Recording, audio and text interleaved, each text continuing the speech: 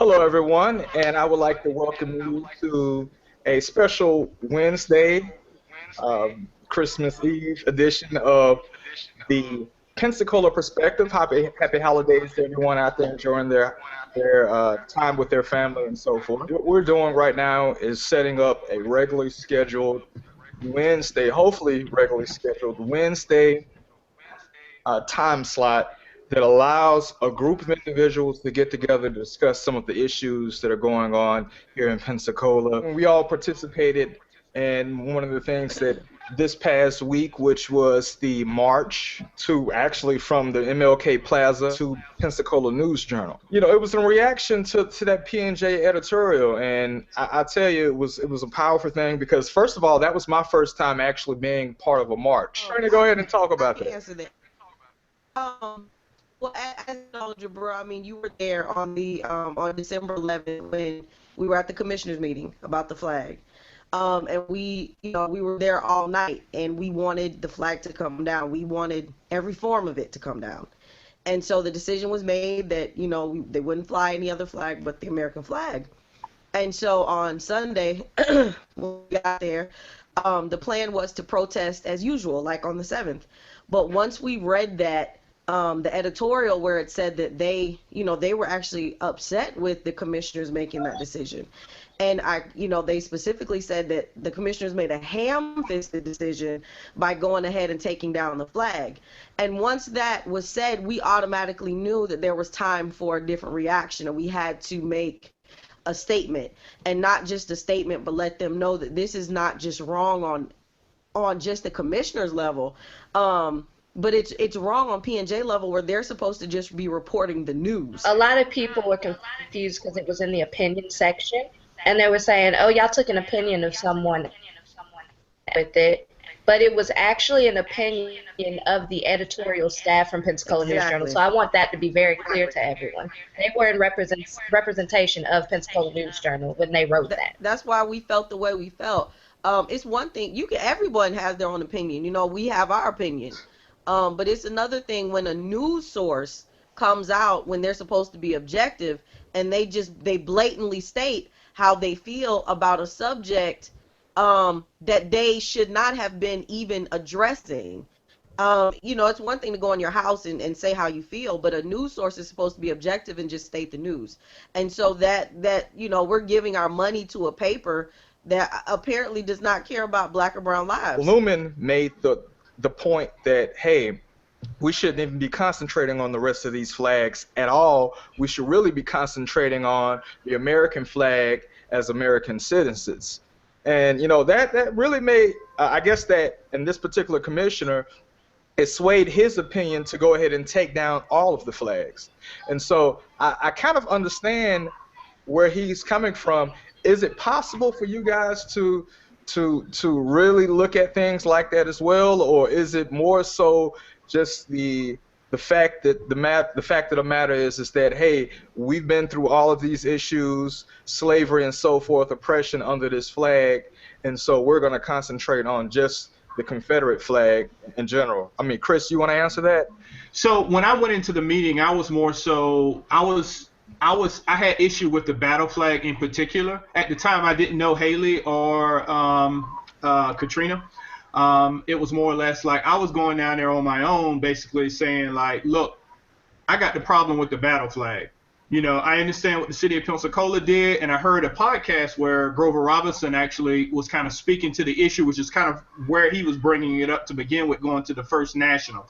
And I would have been within and of myself, I would have been almost fine with that. With letting it be like that, Manchester City, good to go. Just get that battle flag down, because that's where the majority of the atrocities that we're familiar with in our generation and the generation before us felt that pain from those people who flew that flag. So I would have been comfortable myself with that, with just going to that flag. The other flags, they all got their own brutal histories, as well as, plenty of flags. Even the American flag has its own, but that's the flag, as Doug Underwood stated, that we actually, we fought and served under based on what's happening right now and where we're going in the future. So I was a vet I fought for that flag. I fought for our current freedoms, for my kids' current freedoms, and where they're going in the future. Why did the actual southern states succeed in the first place? Because that's a lot of what I hear from a lot of apologists from the South, is they're talking about why the states actually succeeded and states' rights. And for the states' rights concept and point, I'm good with that. I understand freedom. I understand states' rights. Have no problems with that. So then I got to looking into the actual document that South Carolina actually put out, because they were the main state that kind of was starting the process, and all the other states just kind of fell in line with that. And from that, I found that the main reason that they have declared in the document, which is called the Declaration of the Immediate Causes which induce and justify the secession from the Union. And this was put out by South Carolina at a national convention where the 9 southern states actually attended and participated in that event. They all signed this document, and then they all came out with their own letters of succession. And so the main argument that they actually were seceding was because the North was not returning fugitive slaves and upholding the fugitive slave law, right? So it wasn't about even anything else. It was about the fact that northern states were not returning to southern slave owners their property of slaves. What can we do as a force to actually convince these county commissioners not to go back on their original vote? I think the first thing we could do is, accountability. I think the best thing is there were 5 of us that showed up the first one. And the best thing for us is to everybody to show up again, and just I guess we need more of a history lesson. You can't effectively run a city this way. Say one thing one week and then I can't even imagine what happened. You read the paper the next day and decide to change your vote or to vote on it at the very next session. I think is ridiculous. And the government probably shouldn't run like that. I wasn't there to the end, so apparently Commissioner May made a very convincing argument about the fact of just falling in under the American flag and disregarding the rest of the flags anyway. And I think that was a great move. I think one thing that we have to do is move past the history with the old flags. It's not about the City of 5 Flags. What about the Pensacola of the future? And you look at the America of the future, and you see Black Americans, you see white Americans. You don't need. I don't think you need all these different flags. There's a group called Escambia Citizens Watch, and so this is a group that's on Facebook that has been around for the last few years. I never knew anything about it until one of the former nominees or runner-ups for the county commissioner actually reposted the video, one of the videos that I produced in that group, and then it showed up, and I said, hey, okay, let me join and let's check it out here. Well, I tried that argument in the group, and I called those guys out that fought against the fought for the Confederate flag. I called those guys out as unpatriotic because they're elevating another flag to the same elevation or to the same importance, or a series of flags to the same importance of the American flag. None of those guys said anything back to me. They didn't argue with me about it. I bet they didn't. How can you argue against that? And so that was the point that was made to me, and it made sense to a big extent, But when you had someone else was in the group there, and in that particular group, and I guess when the race argument was introduced back into it, or the slavery argument was introduced back into it, that's who the group members beat up on, And so it was really interesting there, So you make a valid point there, Michael. I don't know. I hate not to take the race card out of things sometimes, but if we can push a unifying effort, is that possible? I guess that's the thing, though. Right. You would think it is, because those who accuse other people of playing the race card are often the ones who, are, are the guilty ones. You know, I've never heard of a person who disliked the Confederate flag play the race card. Yeah. You know what was interesting too about that meeting is I don't remember which commissioner, but one of the commissioners mentioned that the city doesn't even actually market itself as the city of five flags anymore. They It's don't. The upswing of Florida, I think, is what The they're upside. The the upside. upside of Florida. Right. So the Confederate flag in all of its glory, whichever version, they all have a place, and it's a place in history, and it's a place in museums. No one's asking anyone. A lot of what I see on that Escambia Watch Citizens Forum is they say, oh, they're trying to rewrite history. The extremists, the liberals, the Democrats are all trying to rewrite history. I'm like, number one, I'm not liberal. Number two, I'm not a Democrat. Number one, I'm not liberal anything. And number two, you know, continuing forward, no one wants to rewrite history. In fact, we want to preserve history because I need to teach my kids what that flag meant.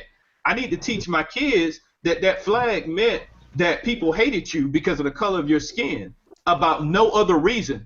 And now I know even better that the people who fought for what I was originally thinking was states' rights, who was fighting oppression, was turning around and oppressing you. No, they weren't even fighting for anything other than to continue oppressing you. I would like to actually see my county commissioners focus on things like the education system here, working and partnering with the school board here to fix some of these broken schools. I've got a lot of ideas myself about that. But I would like to see us do some sort of national study using our universities, UWF, FSU, and the University of Florida, and actually have them do surveys of the top school districts in the state of Florida and in some of the other states, and actually figure out what are they doing right and what are we not doing right, and what can we adopt from those school systems and make some radical changes to improve. I think a good argument that Michael brought up was, why are these other flags even elevated to the same height as the American flag? I think that's a very good argument that allows everybody to have a voice on it without even tying it to race, and it allows other people of other nationalities and races who fight for that American flag to have a voice and let that voice be strong, and it's not just a black opinion about the flag or other flags. I think that's a great argument. I want to stop and do this. First, let's give a history of what From Pensacola is about. It is a group of 5 people, but what we wanted to do was make sure that Pensacola was a part of the national movement happening that I guess became fostered in the community and around this world in Ferguson, but has obviously grown much larger than that. And so we wanted to make sure Pensacola was a part of that narrative and a part of the discussion that was happening. And so we wanted to show solidarity. And so our first vigil, was called From Pensacola with Love, because we wanted to show the world that we love our black people, but we also love this community, and we're about solidarity. The second one was Remembering Lost Lives. And that was because we've lost way too many people, both men and women, black and white, transgender and heterosexual and cis. And so we wanted to capitalize on that. But then we got the article on that Sunday that said the Pensacola News Journal editorial board, a function of their administration, upholds the government flying a symbol of hatred. And that we could not stand for. And so like our forefathers did, back when they started the Montgomery bus boycott, we realized that if we were going to affect change in this community and get people to recognize that this was an issue, that we had to address the economics behind this. So before we start talking about disparities in the jail and incarceration, before we start talking about disparities and over-discipline and low literacy rates for African-American children or just poor children in Escambia County, we have to first address that our government is perpetuating and endorsing and subscribing to hatred and racism by flying that flag. And any entity in the city of Pensacola, the county of Escambia, that supports the government in institutional discrimination and racism, we do not support. And that's what this movement right now in Escambia County is about. Yeah. So one other thing I didn't mention earlier was to what Michael was mentioning about keeping the pressure and keeping a presence at the county commission.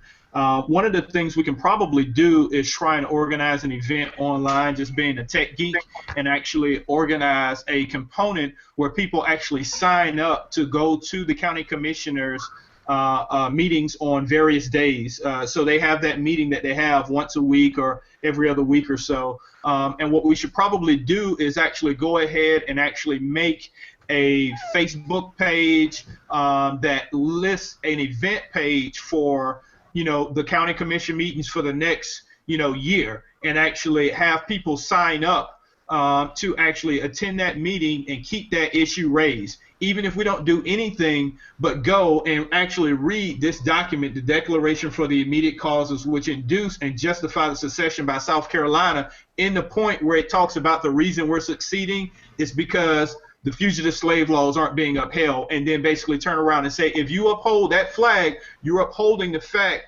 that people succeeded states' right. The only position that they took on states' rights succeeding was to keep slavery intact. That's why they succeeded. And by putting that flag back up, you're saying that you agree with that and then walking away. I just wanted to say that I think what we have to be careful to do and be cognizant, to do, is to participate in the initiatives that we have going on right now.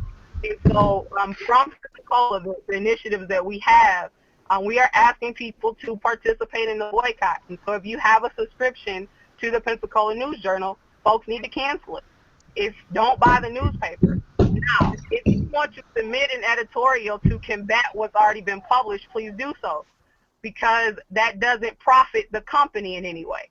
And you can look at your editions if they decide to publish them online, if they do that. But at this point, as a part of this national movement and most people know of it through the hashtag Hands Up Don't Spend, this is a part of that. And so what people need to realize in Escambia County, if you want to support this initiative in the immediate future, encourage your friends and family, co-workers, etc., to participate in the boycott. Absent that, we will be tracking the county commission meetings, and we will now be approaching the city, because we know that the flags that are flying at the city hall are representation of the City of Five Flags. And that is our history. That is not our future. In fact, our mayor has already decided that our city is now the upside of Florida. More importantly, there is the Confederate flag. Although the first national Confederate flag, it is in fact the Confederate flag flying at City Hall. And that flag, along with the others, need to come down. And so people should pay attention to our page that we have up right now for actions as it relates to the county commission and the city council, and also encourage people to disengage with the P&J economically, financially. That should not, though, however, keep people from submitting editorials, because we need to keep this message out there. There are two pages out there right now. One is the first page that is directly involved with this movement is hashtag from Pensacola, so that is that page there. And then you of course you have to occupy Pensacola 2.0 page as well, that has been before the hashtag from Pensacola page was launched. They were there pushing a lot of the events and a lot of the messages that some of the early group was pushing.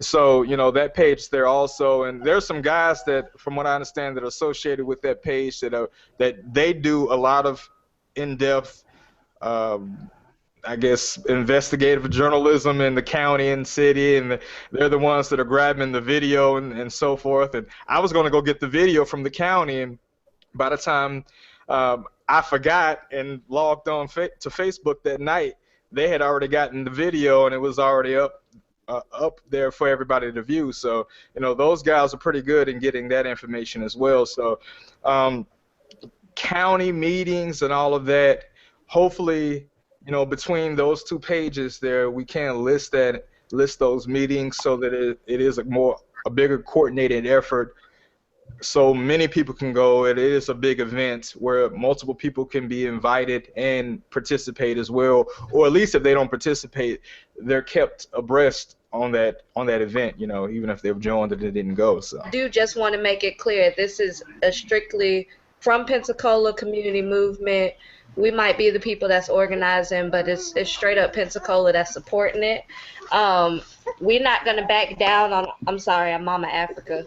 We're not going to back down on our reasoning for why we want the flag down or any form of the Confederate flag down. Right. We're going to stick by boycotting the PNJ until they change their stance. And anybody else that feels like they want to support that or any form of the Confederate flag being up, then they can be boycotted too. And that's from Pensacola. On this Sunday at 7 p.m., the Macintosh principal will also be talking about this issue. And folks can call in, but also watch live at themacintoshprincipal.com. And the call-in information to join that conversation will be available on their homepage. But I just want to make sure that we give everybody locally the same love that they and loyalty that they give us from Pensacola. And so if you want to pick up a copy of the various Pensacola Pensacola Voice, that's been broadcasting and telling the truth about this movement, definitely pop into a black-owned business or church or Tom Thumb. Buy one if you can. If not, many black-owned businesses have them for free. But also this Sunday at 7 p.m. Central Time, the Macintosh Principal, with our voices, will be just having the discussion. All right, and that's themacintoshprincipal.com, and it's Sunday at 7 o'clock. Well, good deal, everybody. You know, this is the Pensacola Perspective, and this the whole point of this show here is to, I don't know who's doing this around the country or doing these type of shows and so forth, but I think these type of shows and using Google Hangouts and this Google technology to kind of collaborate and allow an audience to see it. Hopefully other movements or other groups are using the same technology to do the same thing, but that's what we want to apply to here in Pensacola, is to give some type of media coverage or exposure to the initiatives that are going on here in Pensacola. So New Year's Eve, 7 o'clock, same time. New Year's Eve, 7 o'clock, same time next week, and then the Wednesday after that and the Wednesday after that. I hope to have all you guys back and we can kind of continue the discussion. All right, for the live feed, everybody on the live feed that's watching, this is the Pensacola Perspective, and I'll see you guys next Wednesday with another roundtable discussion.